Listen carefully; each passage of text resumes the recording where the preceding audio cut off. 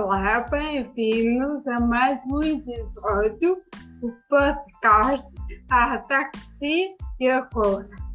Eu sou a Susana, responsável pela página Desafios da Minha Vida.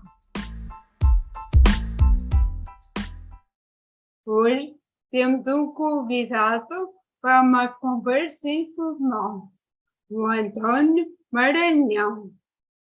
O António tem um pé no Brasil e outro em Portugal. É brasileiro e pretende viver em Portugal. Antes de mais, agradeço ao António por aceitar o meu convite para este episódio. Obrigada e bem-vindo. Dispõe, é um prazer estar presente. Então, antes de começar as perguntas, quem é o António?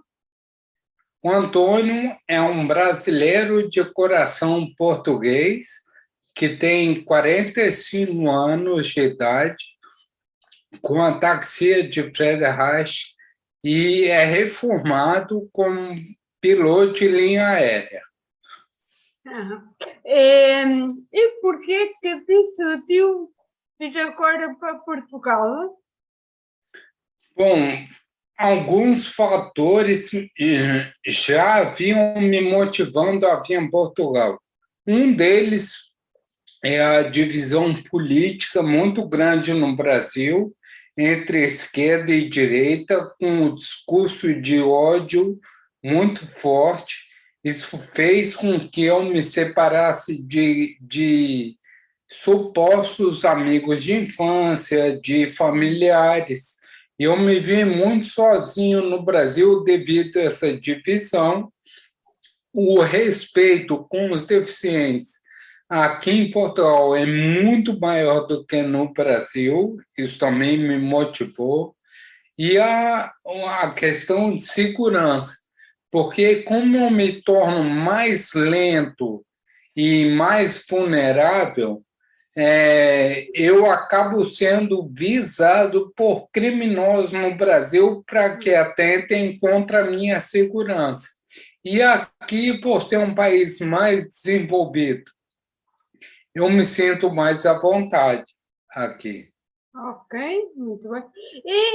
E como, pelo que eu percebi, o António vivia sozinho, mas também já fez, era cuidador de outra pessoa com ataxia. Exatamente. Eu fui diagnosticado alguns anos atrás e comecei a ter um relacionamento com a minha ex-namorada, que tem ataxia de Friedreich e um estado muito avançado. Ficamos por 5 anos. E durante essa estadia, eu aqui era responsável em vesti-la, levá-la à casa de banho, ou muitas vezes fazer o atendimento na própria cama com urinol, né? E num geral, quem cuidava dela enquanto ela estava comigo era eu.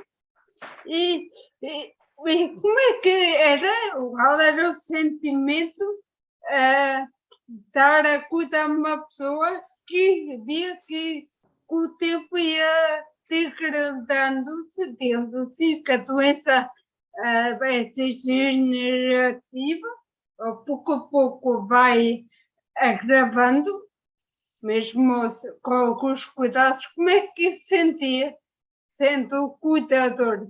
Porque nessa altura ainda não sabia que tinha ataxia. Após a convivência com ela, eu já sabia que eu tinha ataxia, mas alguns sentimentos vieram à tona. Então, o que muitos me perguntam é como você conseguia cuidar de uma pessoa em estado avançado, sabendo que você poderia estar nesse lugar futuramente. Isso. Primeira coisa era me colocar no lugar da outra pessoa e que enquanto eu fosse capaz de ajudá-la, isso também era muito importante para mim, que ao mesmo tempo que eu podia ajudá-la, eu estava ajudando a mim mesmo, entendendo o que poderia vir, o que estaria próximo a mim como meu futuro com a progressão da doença. Segunda coisa, pelo menos é minha, não sentir pena. Eu não sentia pena dela, porque eu acredito que esse tipo de sentimento não nos leva a lugar nenhum. Não. O que eu sentia era empatia e solidariedade, porque se eu estivesse nessa condição, eu também gostaria de ser tratado dessa forma, mesmo sabendo que eu poderia não ter essa ajuda.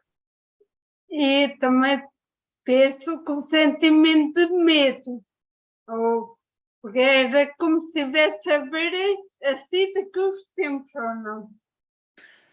Exato. Ao mesmo tempo que eu me via no futuro, né, mas isso não despertava um medo interior do que eu poderia me tornar no futuro, e sim sobre o que eu poderia Muito bem. fazer no presente e fazer a diferença na vida do outro. Muito bem, gostei dessa parte. Boa. Eu acho que há muita gente cuidadora e não saber viver o momento e não pensar no futuro. Estar sempre a pensar no futuro cria ansiedade. E a pessoa acaba por não aproveitar o momento, que se começa a pensar que vai ficar pior, vai ficar mal, vivo é que nem o presente, vivo o futuro e sempre começo com essa emenda. Por isso também acredito que não tenha sido fácil para o António, mas também ele é um exemplo, porque eu confesso que não conheço muita cultura brasileira. E não sei qual é a relação ou reação das pessoas com pessoas com deficiência, porque imagino também que os seus colegas amigos, nessa altura, não viam as coisas bem, não tinham, tinham sempre uma parte negativa. Não sei se acontecia. Exatamente. Eu, por exemplo, das pessoas que eu considerava um grande amigo, e isso me assustou muito na época, foi quando eu conversei com esse amigo e expliquei que, com a progressão da doença, eu talvez precisasse de ajuda até para ir ao banheiro. E ele mencionou que ele, de forma nenhuma, ele me tocaria para eu ir no banheiro. E isso me feriu muito, porque eu percebi que havia uma grande barreira e que o que ele sentia como homem vinha em primeiro lugar do que ajudar uma outra pessoa.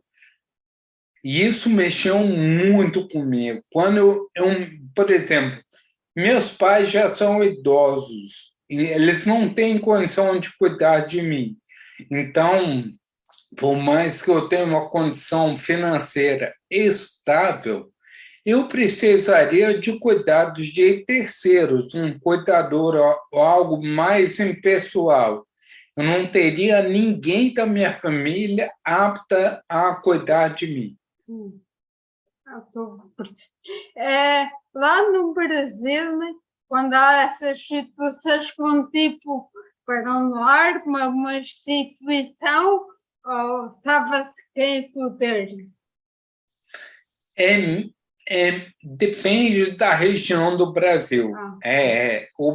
Por o Brasil ser um país muito grande, algumas regiões têm um atendimento à saúde pública muito melhor do que outros. Mas, como a regra geral, é um salve-se quem puder. O Estado não, teoricamente, não absorve uma pessoa com deficiência e coloca num lar, né? Não existe esse cuidado da pátria mãe e cuidar dos seus. Pois, porque, pelo que eu tenho visto, e no Brasil há uma grande comunidade com ataxia. Também é bem grande, é verdade, mas acho que a porcentagem é muito grande. Pessoas com ataxia. E podia, podia haver alguma sensibilidade, alguma instituição que a criança abraçasse, digamos assim, as pessoas com ataxia. Infelizmente, Suzana, isso não acontece. Quando eu fui diagnosticado, haviam 80 pacientes com ataxia cadastrados no Brasil.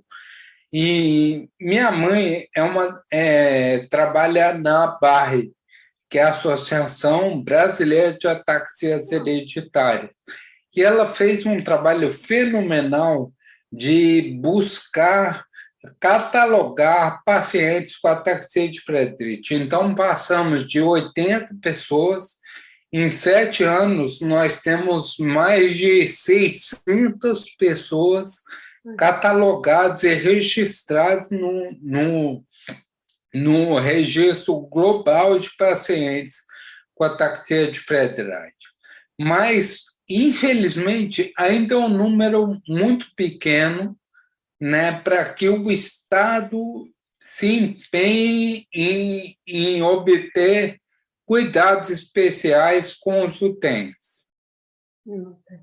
O Antônio usa cadeira de rodas, ou anda sem apoio, como é que... Então, eu não uso cadeira de rodas. Dentro de casa, eu ando sem apoio, mas, por vezes, eu caio, principalmente quando eu me distraio com muitas coisas a fazer e não me concentro numa coisa só. Percebo.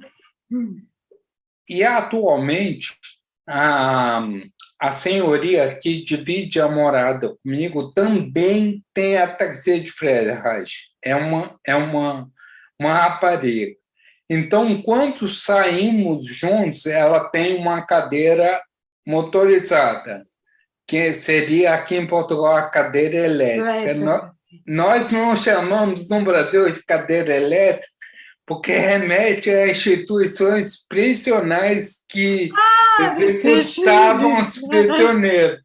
Então, as pessoas no Brasil nunca falam cadeira elétrica, falam cadeira motorizada. Sim. Quando saímos à rua, eu utilizo a cadeira motorizada dela como meu andarilho. Então, ela conduz e eu seguro nos punhos atrás e conseguimos percorrer a longa distância. Andamos de autocarro juntos. Mas se eu tiver que andar só e me equilibrar só, eu não consigo percorrer longas distâncias. Eu me cansaria muito tentando manter o meu tronco ereto.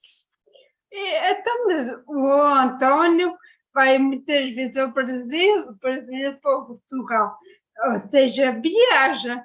Como é que é essa questão, como é que é essa logística, tendo a ataxia e voar? Então, por exemplo, como houve a progressão da doença, nesses últimos 6 meses que eu tenho viajado sozinho, eu solicito à empresa aérea uma cadeira de rodas para que, durante o deslocamento no aeroporto, para que eu pegue minhas malas, eu tenho o apoio de alguém e não tenho um desgaste físico tão grande. Então, nessa logística de aeroportos e avião, eu utilizo cadeira sim, e todo o apoio que me for fornecido pela empresa aérea.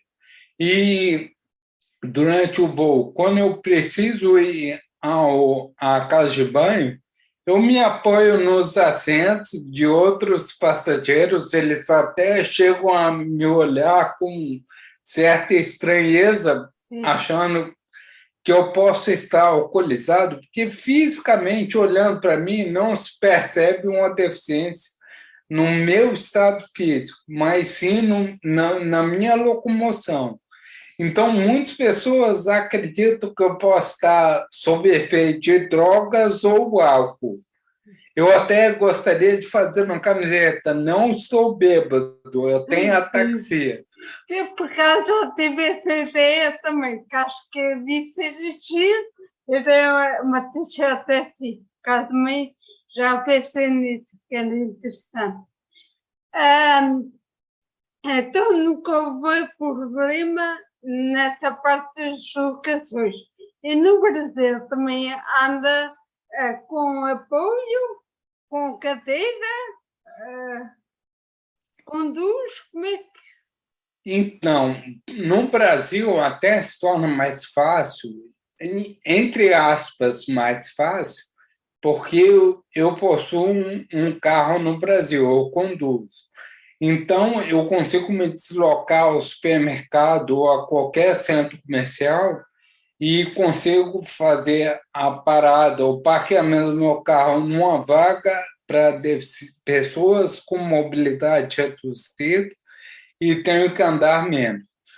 Por questões de respeito social, eu uso uma bengala, não que ela me ajude na locomoção, mas ela demonstra aos demais que eu tenho uma deficiência. Então, eu consigo adquirir um certo respeito pela bengala. Aí as pessoas entendem que eu não estou bêbado ou drogado. Uma boa tática, assim, interessante. Pode ser que aqui em Portugal também tenha necessidade de adaptar assim, o sistema, que às vezes que às,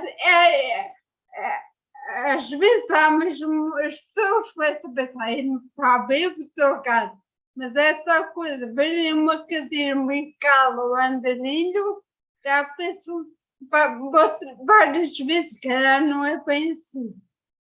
Então, o Antônio estava a dizer que já foi da Força Aérea e praticava voo livre no Brasil.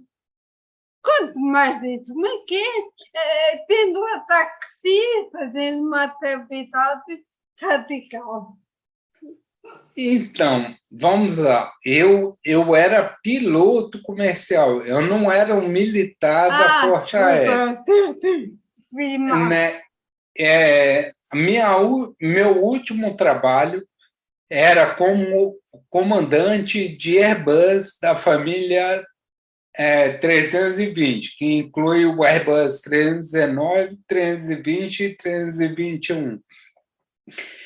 Nessa empresa, eu estava há 8 anos e meio como comandante e tinha vivido 4 anos como copiloto. Então, a maior parte da minha vida profissional nessa empresa aérea foi como comandante, onde eu aprendi a lidar com condições normais, anormais e condições de emergência.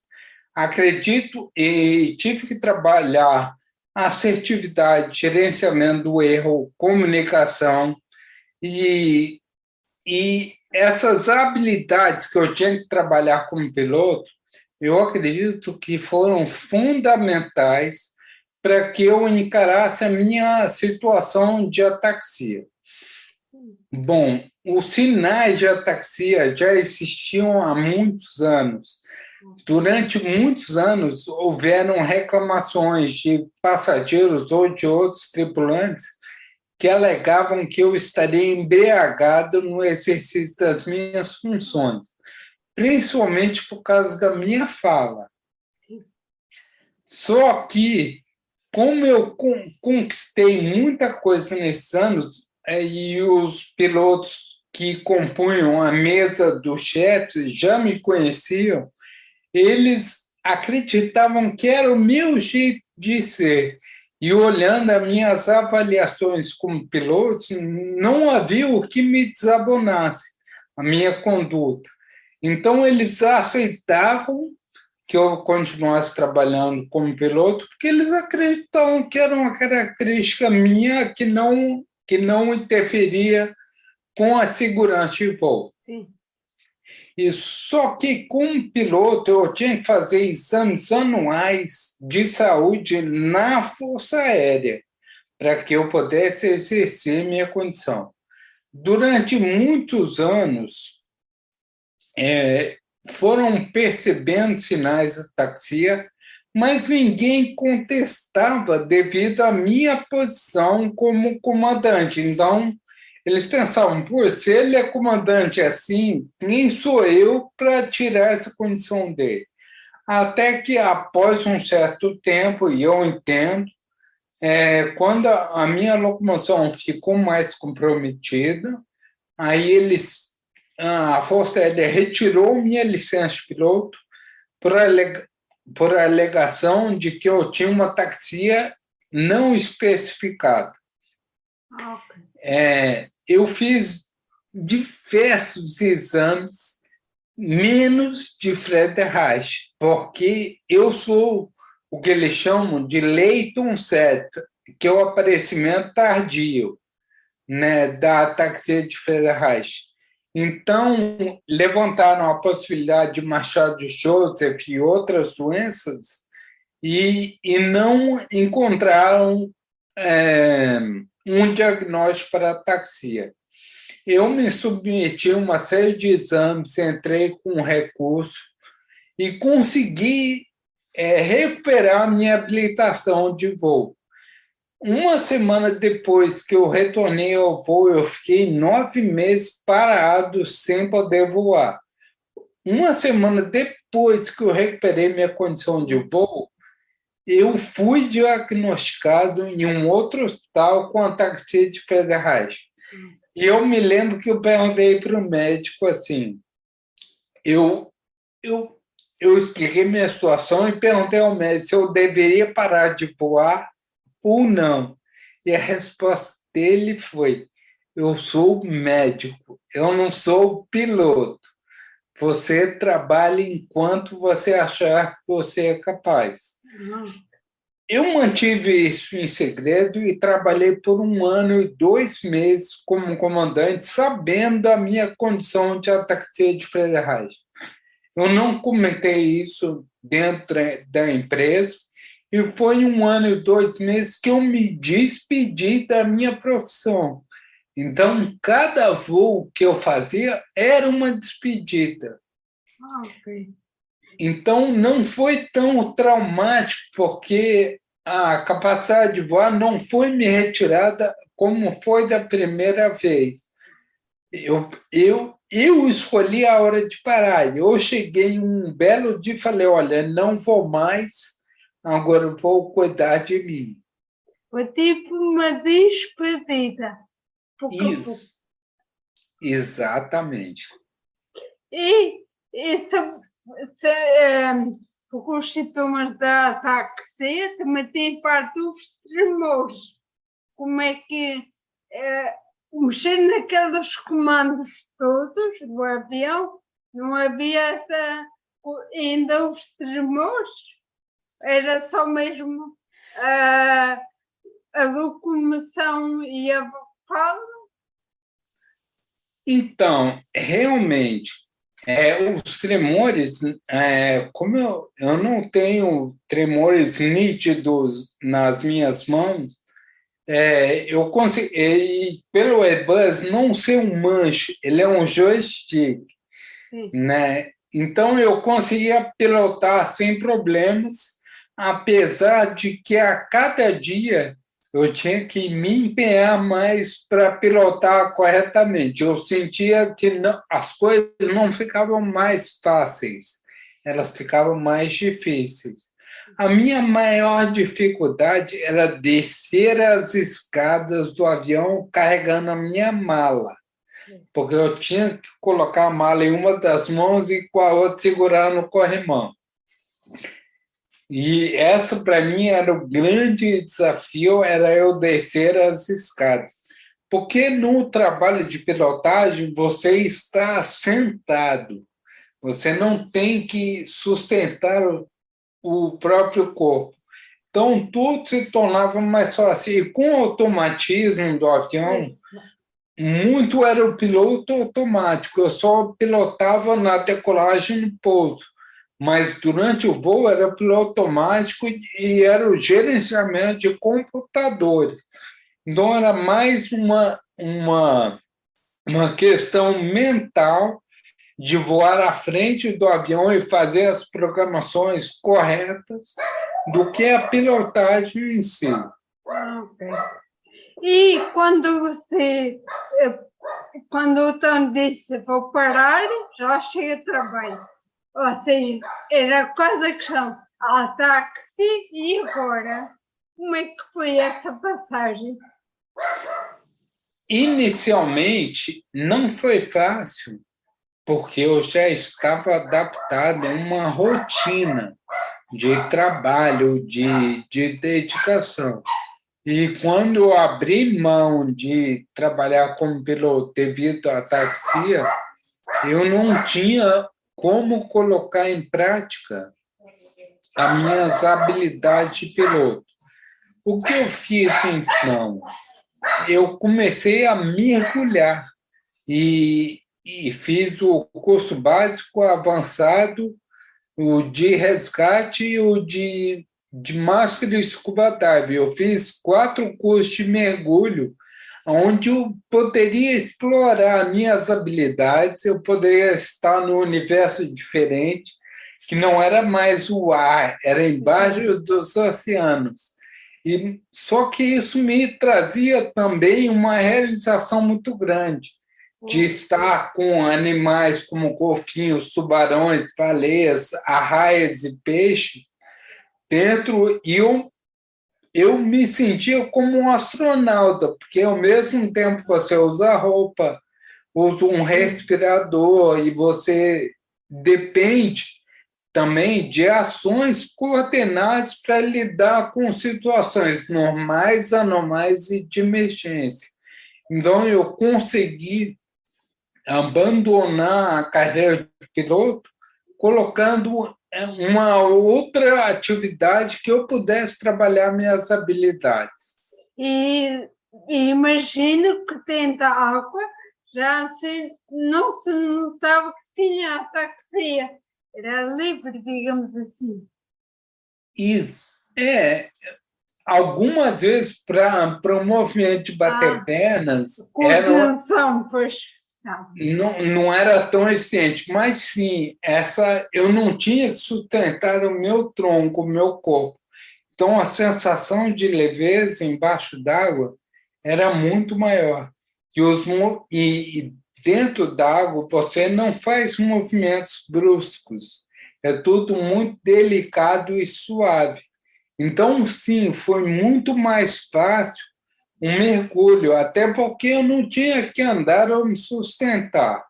O mais difícil para mim era como o barco balança, na hora que eu estava equipado com as nadadeiras e o cilindro, o momento de eu chegar até a beira do barco e fazer a entrada na água, pessoas tinham que me ajudar e me segurar. Né? Esse era o momento mais difícil para mim. E também divertido, imagino. Muito divertido. Pois, porque temos que ver que a doença, a ataxia, tem momentos divertidos, não é tudo mau, e é tudo pessimismo. Há certas circunstâncias, pelo menos digo, e acho que o Antônio também sente assim, que dá para rir e pode ser uma vida normal. O Antônio faz tipo mergulho, viagem e faz outras coisas.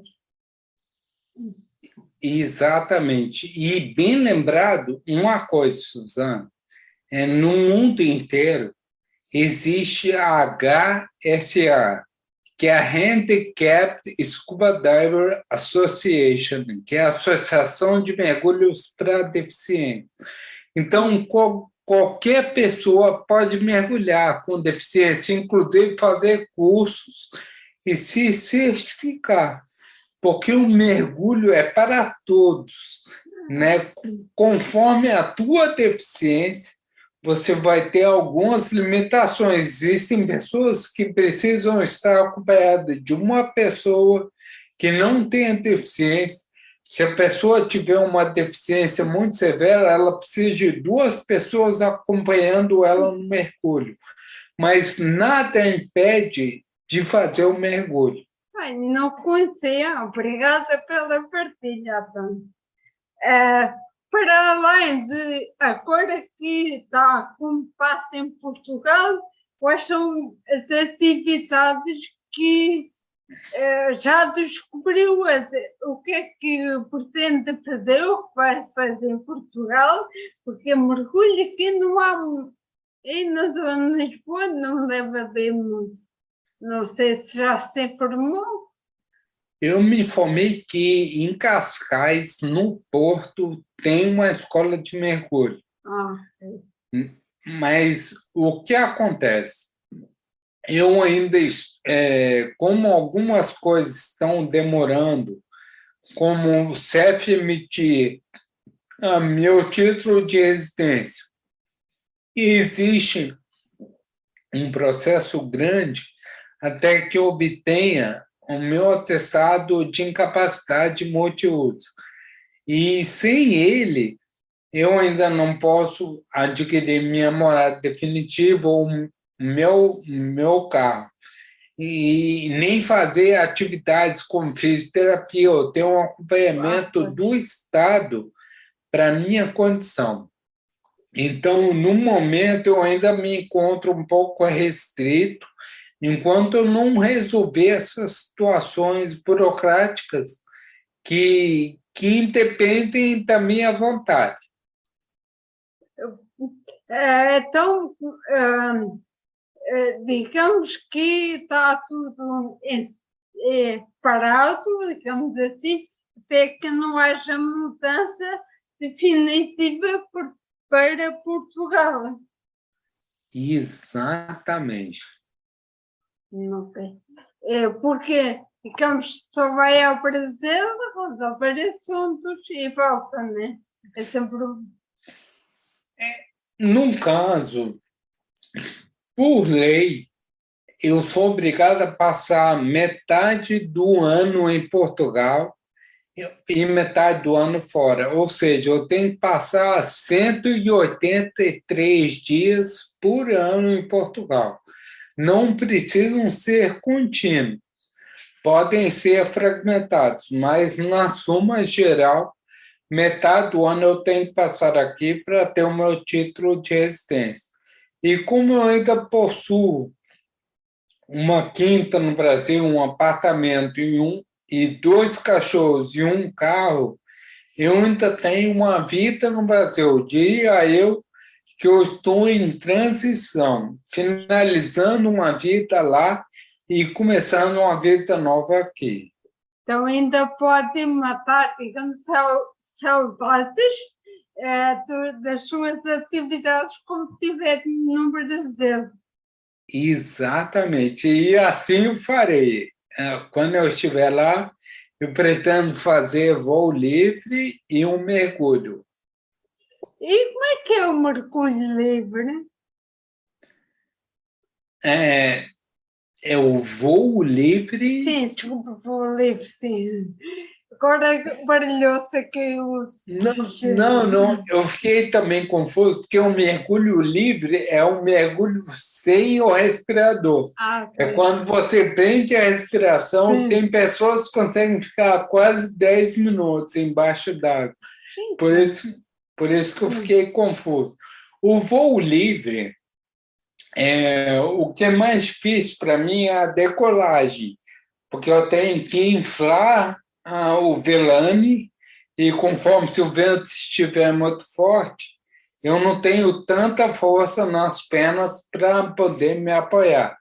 Então, eu conto com a ajuda de pessoas que ajudam a me segurar.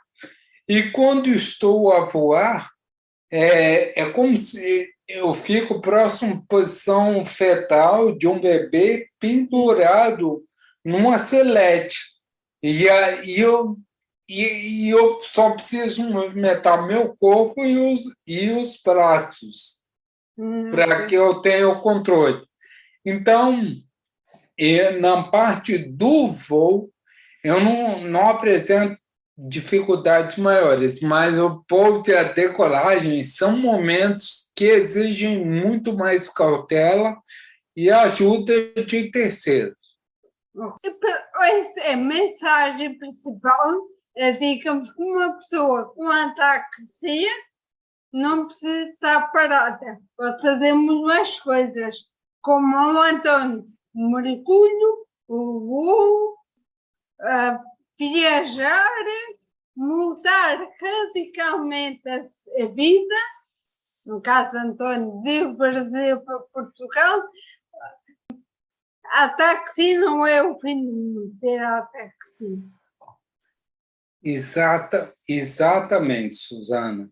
É, eu posso me dizer vítima de preconceito, até de quem tem ataxia, pelo fato de eu ainda andar, ter um aparecimento tardio da doença. Então, alguns amigos que têm ataxia falam: para ti é mais fácil viver porque tu ainda consegue fazer algumas coisas. Só que nesse convívio com a minha ex-companheira, que não tinha praticamente nenhuma capacidade, nós conseguimos juntos fazer muita coisa. Ela foi à Itália, desfilar numa cadeira de rodas como modelo. Por 2 vezes fomos aos Estados Unidos. Eu a levei em Disney World, em MGM Studios, em Studios Universal. Foi a Nova York. E o que eu costumo dizer é, mesmo tendo dificuldade de locomoção ou tendo a nossa coordenação comprometida, nós ainda temos 5 sentidos. Nós conseguimos ver, ouvir, falar, mesmo com dificuldade, Sim. sentir o cheiro das coisas e sentir, né, com o toque, com o tato. Então, isso ainda nos dá a capacidade, nem que seja de ir no jardim, poder sentir o cheiro da relva, das plantas, das flores, ver os animais, ver a beleza do mundo que nos rodeia, ler um livro, ver um filme, ou trabalhar os nossos sentimentos internos. Que a nossa evolução como ser humano é constante, ela não para por causa da ataxia. E uma das coisas que me fez aceitar muito a minha condição é saber que alguém no mundo teria que ter ataxia. Que o nosso lado egoísta nos diz todos menos eu, que outros tenham, mas que eu não tenho. No meu caso, eu prefiro que eu tenha do que outros tenham, né? E eu aceito o que a vida me deu. Eu não tenho raiva, não tenho ódio da minha condição. Eu aceito isso, esse desafio que a vida me colocou, e eu busco formas de ser feliz dentro dessas limitações. Eu não me permito sentir pena de mim mesmo. Muito bem. Né? Os outros podem sentir, porque eu não posso controlar o que Claro. os outros sentem, mas eu posso controlar o que eu sinto. E muitas vezes que eu levo quedas ou me machuco, eu sinto na hora e não fico remoendo durante muito tempo o que me aconteceu. É o famoso que dizemos no Brasil: levanta, sacode a poeira e dá a volta por cima. Outros tombos virão. Então, eu tenho que me preparar para outros tombos, e especialmente os que passaram. Eu acho muito interessante. pode ser uma diferença de cultura, essa visão, porque em Portugal estamos sempre a pensar, porque em mim é tal coisa como António disse, que era o egoísmo, e sentimos pena de nós mesmos. Se a gente sente pena de nós mesmos, quem está à nossa volta também.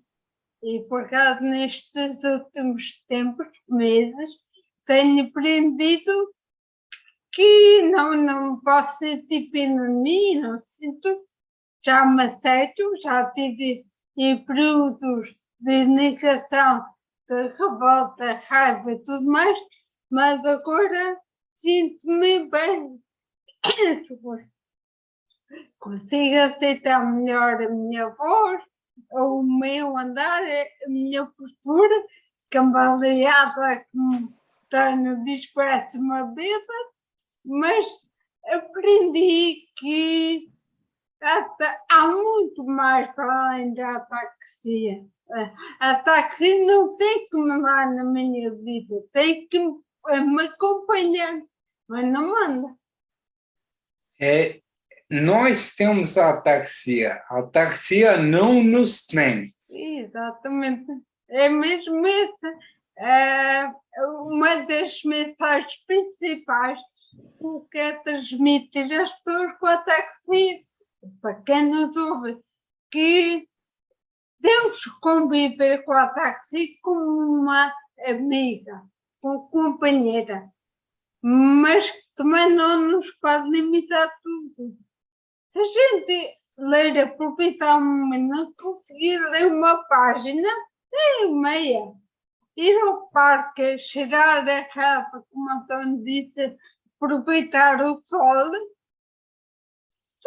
nem que seja 5 minutos, uma salvaguarda, porque há vários tipos de ataxia e diferentes pessoas com reações diferentes.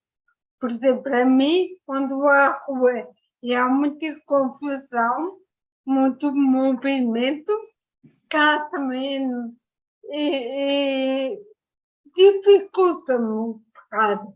Por isso também tenho que fazer essa gestão.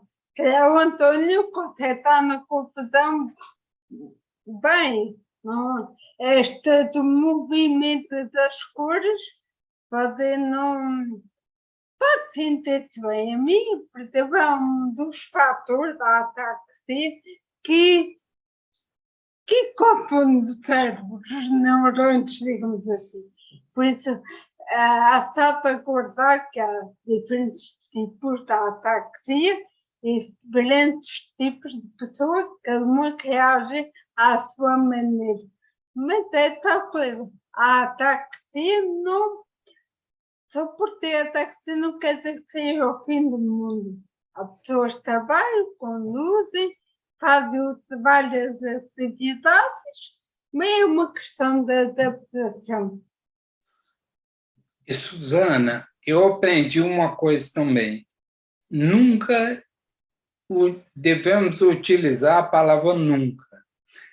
Por 2 vezes, raparigas com ataxia vieram até mim, choraram e falaram que nunca encontrariam um grande amor, que ninguém ia querê-las por estarem debilitadas em uma cadeira de rodas. Essas 2 que choraram e falaram para mim se casaram, né? E hoje estão com o marido. E eu sempre disse isso. O fato de estar numa cadeira de rodas não define quem tu és, não é a pessoa que está na cadeira de rodas, e sim a pessoa que está dentro de ti. Existem, provavelmente, estar numa cadeira de rodas, você está mais próxima de encontrar um amor verdadeiro do que se você não estivesse uma pessoa que esteja interessado na tua aparência física ou no seu dinheiro, digamos assim. E eu me esqueci de mencionar, até, perdão eu mudar de assunto. Como eu vivi e vivo ainda como cuidador e como paciente, eu tenho uma dica para dar para o paciente e uma dica para dar para o cuidador. Forte. Como paciente, e isso serve para mim, nós temos oscilação de humor. Sim. E muitas vezes é mais fácil a gente descontar a nossa raiva em quem está mais próximo de nós e cuida de nós. Então, seria assim, sejamos mais cuidadosos como pacientes que têm ataxia para tentar não ferir aqueles que nos querem bem e nos ajudam. Eu sei que é uma válvula de escape, muitas vezes a gente extravasa a nossa raiva em quem mais nos quer bem, mas temos que ser cautelosos em relação a isso. E uma outra coisa que eu aprendi também como cuidador, a ajuda não é aquela que o cuidador quer dar, tipo apanhar coisas ao chão ou conduzir a pessoa. A melhor forma de ajudar é perguntar para o paciente o que ele quer de ajuda. Exato. Né? Ou se colocar disponível, falar, olha, se precisar de mim, é só me chamar.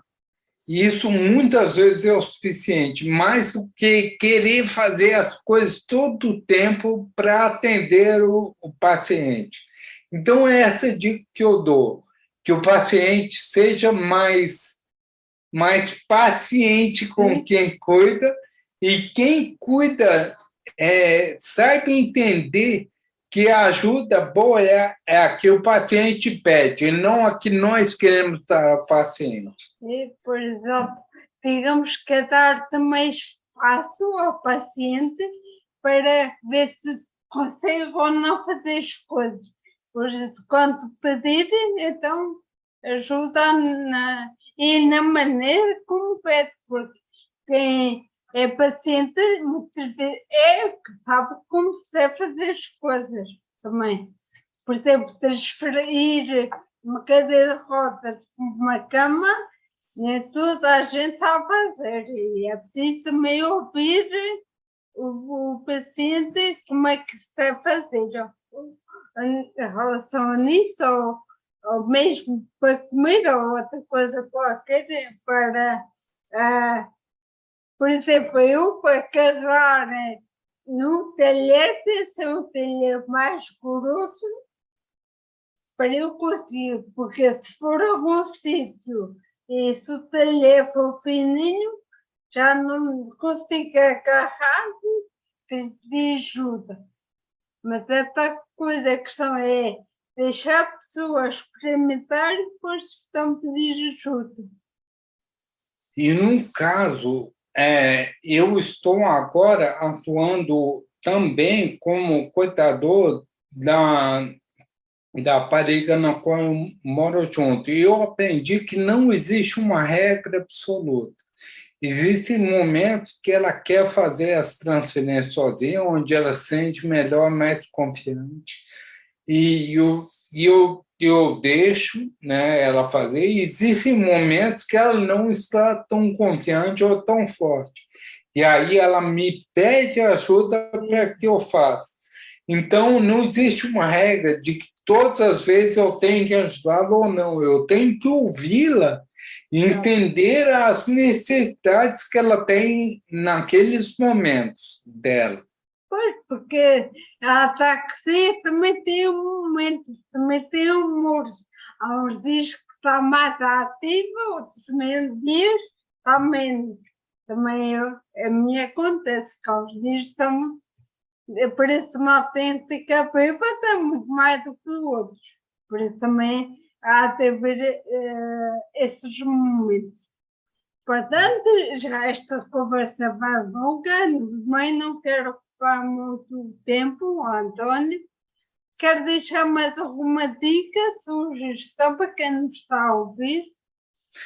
Olha, é uma frase minha e que eu utilizo ela. Nós temos um poder tão grande dentro de nós mesmos que nem os cientistas sabem explicar. Então, o nosso poder da vontade, do querer é tão grande que não devemos criar limitações além daquelas que nós temos.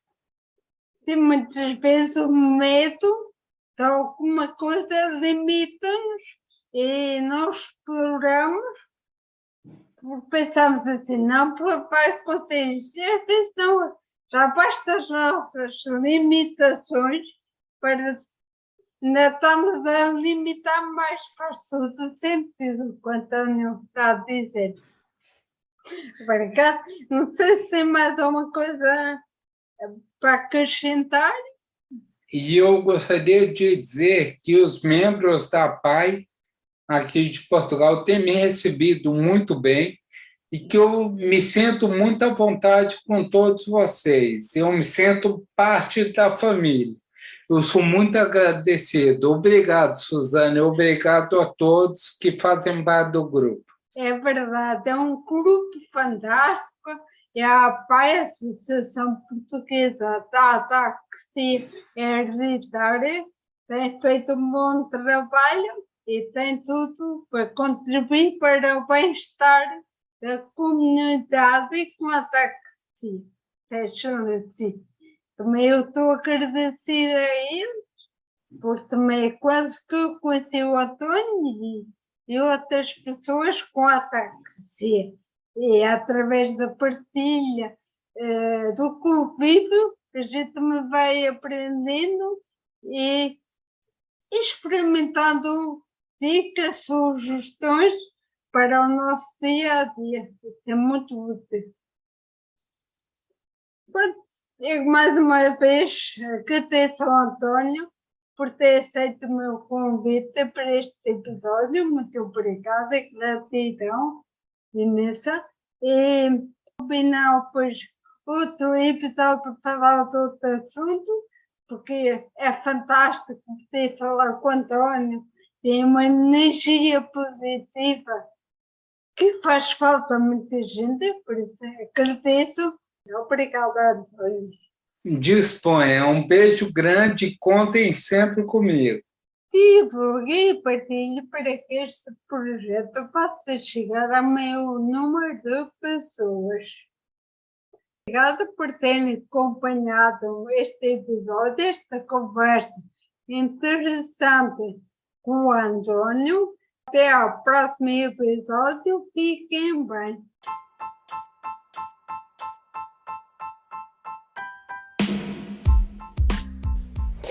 Somos poucos, mas juntos somos muito mais fortes.